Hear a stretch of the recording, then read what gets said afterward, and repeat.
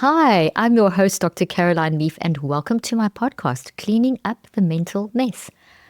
Sometimes we just need to be reminded of some basic principles that ground us in our humanity, make us kinder, and help us enjoy life just that little bit more.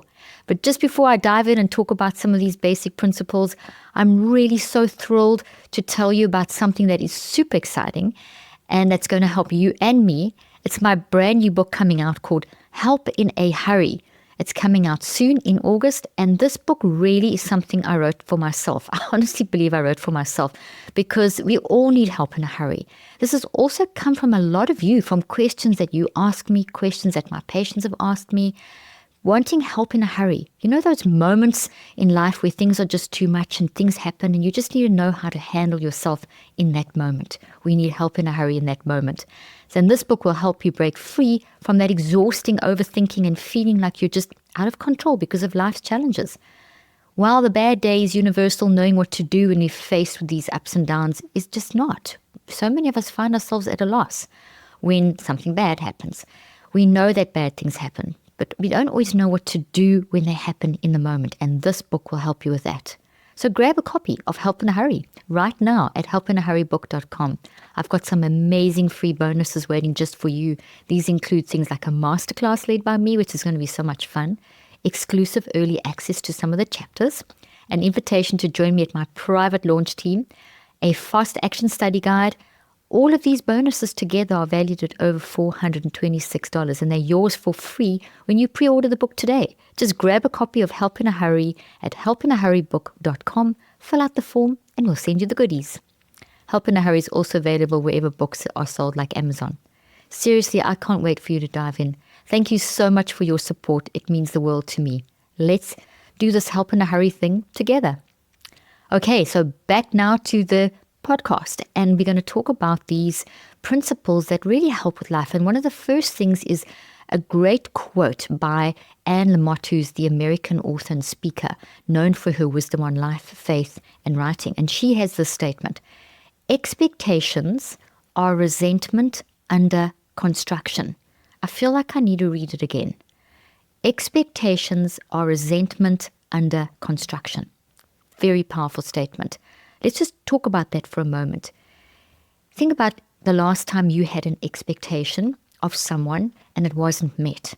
Did you find that you were becoming resentful because that other person didn't quite fulfill what you thought you needed from them? You know, we can't control other people. We also can't expect them to read our minds. So if we do have an expectation, it's a good idea for us to potentially verbalize that, especially if there's a pattern of expectations not being met with someone that you care about or that you're working about or something. You see, expectancy is actually really healthy. An expectancy mindset is healthy if it is used to consider all the possibilities of what is realistic in a situation. And then you can collapse those possibilities into what's probable. So what I mean by that is that we can't control others. All kinds of things could happen. There's a multitude of possibilities of how a person could respond to you in a situation. And then there's the probable based on your experience of what you could probably expect.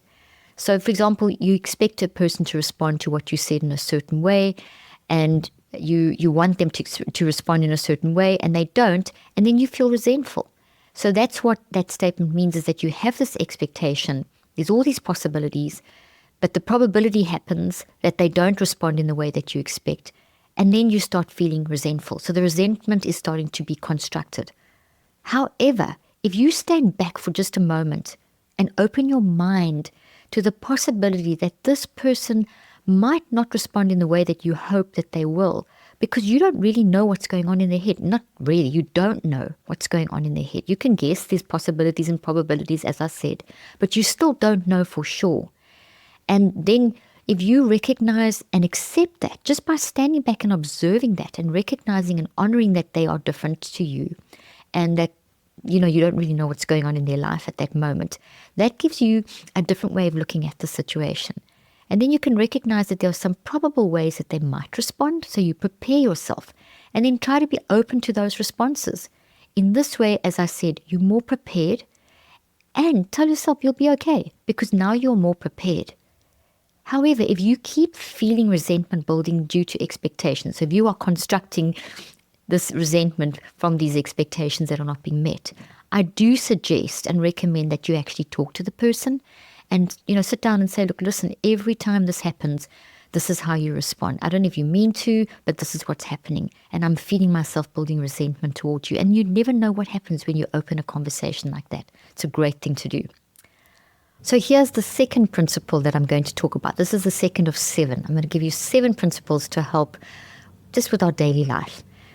If you are a giver, you need to learn your limits, because sometimes takers don't have limits. Now, all of us need to give. It's good to give. But some people definitely do give more than others. And some people do take more than others. And that's kind of a distortion, because we need to be more balanced. So it's really important that if you are one of the people that is a giver and you've been taken advantage of by someone who has kind of disrupted that giving cycle and got into a taking cycle, you need to learn the signs of when you are giving too much and then do something about it. Otherwise, it's going to really get to you, as you would know. So some of the 3 top signs are resentment. So when you start feeling resentment building up in yourself towards that person, and even maybe spilling over into resentment to other people as well. Bitterness, another key one, and exhaustion. Those are the top 3. So if you're feeling resentment, bitterness, and exhaustion towards that person or persons, then that's time for you to actually recognize this is a sign you're giving too much. Have a plan in place to stop the giving. For example, building up the courage to say no, it's not easy, and also preparing yourself for the potential pushback. And also discuss with someone you trust to get perspective, because sometimes we suspect we're giving too much, but just need someone to help us verify and be there to give us support and advice. Remember, it's always so much easier to give someone else advice than it is to give yourself advice, and vice versa. So, don't be scared to go and ask for that advice that we all need from each other. We've all got so much wisdom to give each other anyway. Next principle, rest is not a reward, it is a requirement. Now, I know that there's so much going around about how we are overdoing the productivity side of things, and I'm so glad we're waking up to that, because we've lived for such a long time under this productivity, sort of banner, and I've done podcasts dedicated to this. But I just want to remind you that this is really a principle that needs to be a daily principle that you adopt. And I say this to myself as I'm saying it to you. Rest is not a reward, it is a requirement for you to function. Your brain and your body get tired. Your messy mind gets tired, but your non-conscious mind is never tired.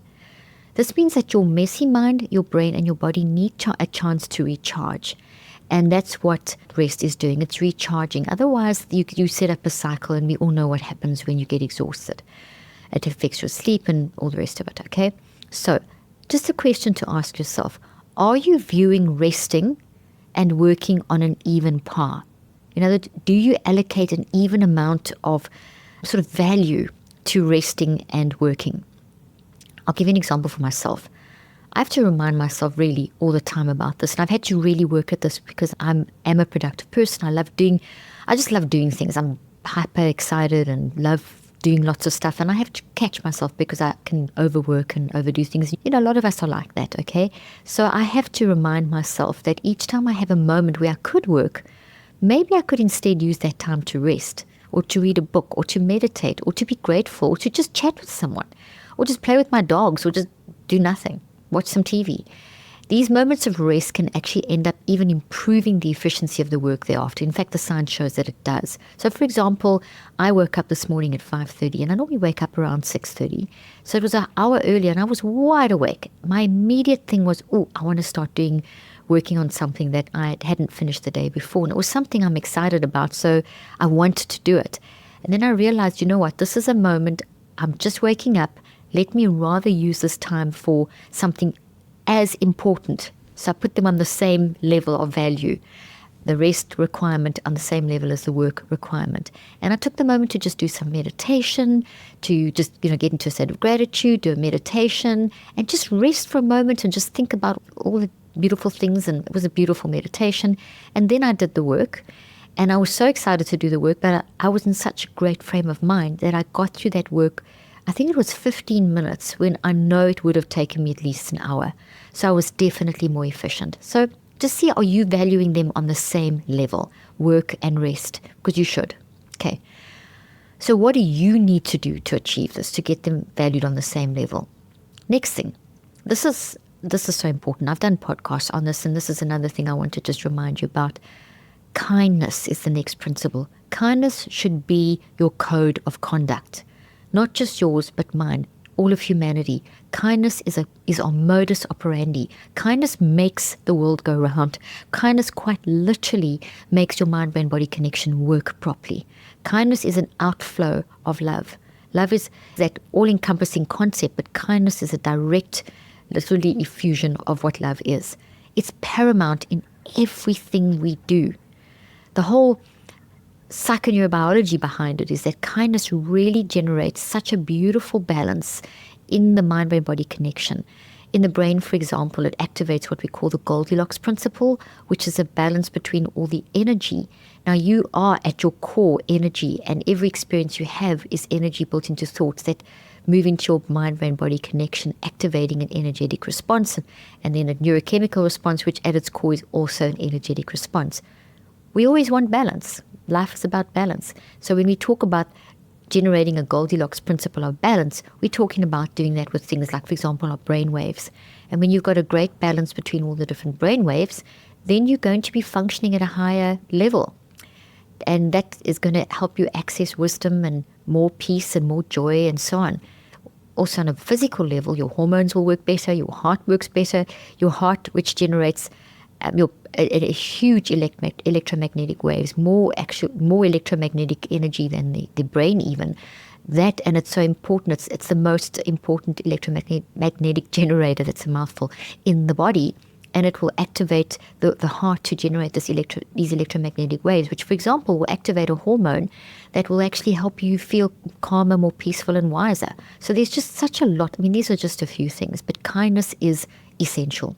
When you're in the state of kindness, you will then have wisdom to know the timing of when to say something to someone that needs something said to them. So there may be someone in your work environment or your relationships or your spouse or children or whatever, best friend, or that is maybe not being as kind as what they could, and they don't see it.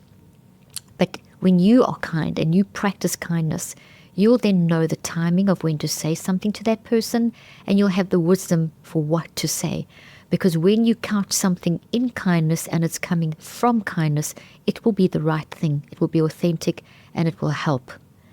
Kindness supports gratitude because kindness is a lifestyle. It's all-consuming and it's all about your connection with others. So I'm not saying that gratitude isn't important. We all know gratitude is, but gratitude is like a launch pad or like a catalyst to get you into the right mindset, while kindness is more of a modus operandi. Kindness, for example, stimulates, every time you do an act of kindness, it stimulates 3 to 4 minutes of really good flow of neurochemistry, energy, etc. through your brain, which I already mentioned. But it lasts for 3 to 4 minutes, which means that we are wired literally in our mind-brain-body connection to be kind all day long, because the kind of reaction that kindness stimulates in the mind-brain-body connection is something that you need to function well all day long. So we're literally designed to be kind all day long. I love that. Okay, next principle. How others treat you is a reflection of them.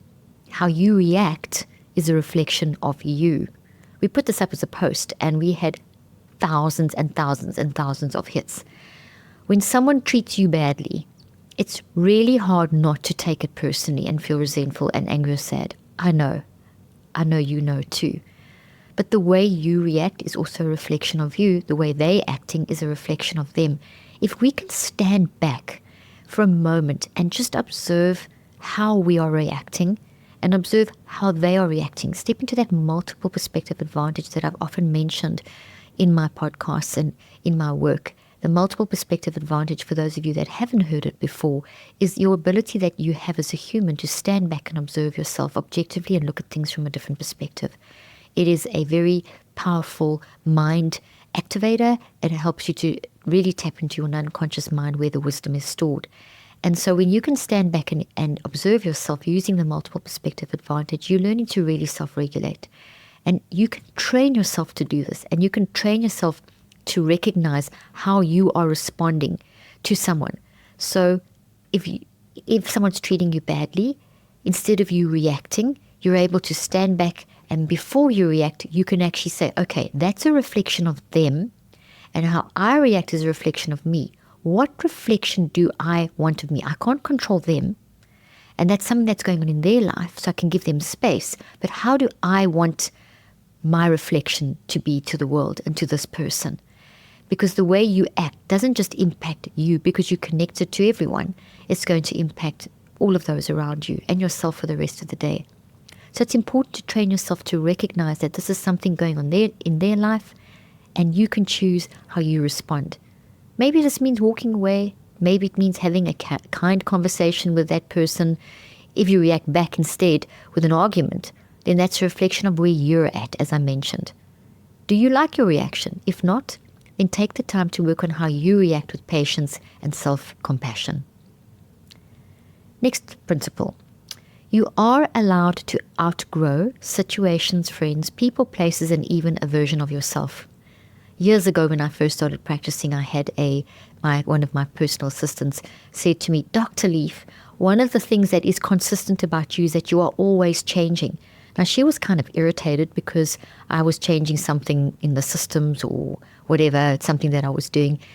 And I took it as a compliment because I thought, oh, that's amazing. Yeah, no, that's great. That means I'm growing. And it was quite funny anyway. It just diffused the situation and we had a good laugh. But literally, we are allowed to grow. We should be growing. And you can outgrow. As you change, there may be a season that you outgrow a certain friend or a certain place or a certain person, and you may or may not ever reconnect. But we should be improving all the time. And you're allowed to do this. This doesn't mean you failed or that you've made a mistake. It's normal and healthy, and you need to tell yourself this often. If you keep changing, it means you're growing into a better person. And sometimes letting go of what is not good for you can make room for what is good for you and can be healthy and supportive to you. And your litmus test is, are you being a kinder person? So if your change is leading to you being kinder, it's good change. Next principle. Don't take advice from people who are not where you want to be in life. Okay, this is really good advice. They might hold you back. Their advice might not be coming from experience, and so it may not be as authentic as it could be and may not be as helpful as it could be.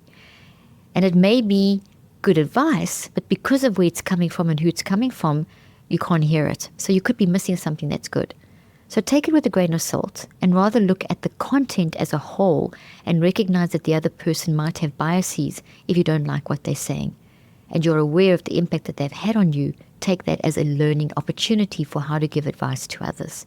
Well, I hope this has helped you, these 7 principles. Thank you so much for joining me today. If you've loved this episode, share it with a friend who needs a good mind-brain body boost, who needs these 7 principles to help with life.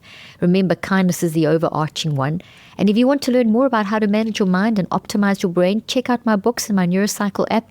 Keep thinking deeply, living intentionally and kindly, and hacking your mind, brain, and body for a better life. See you next time.